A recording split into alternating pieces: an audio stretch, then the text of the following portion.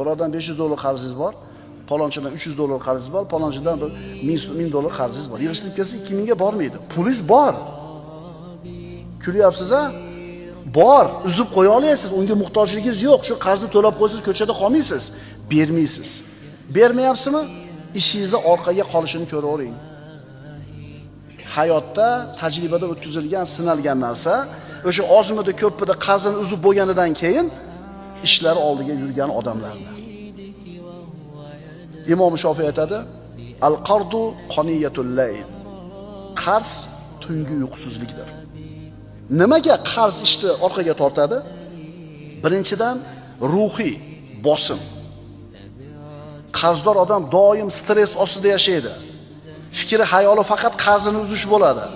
Endi bunaqa kallasi band bo'lgan bosimdagi odamda yangi tijorat fikrlari, biznes ideyalari bo'lmaydi.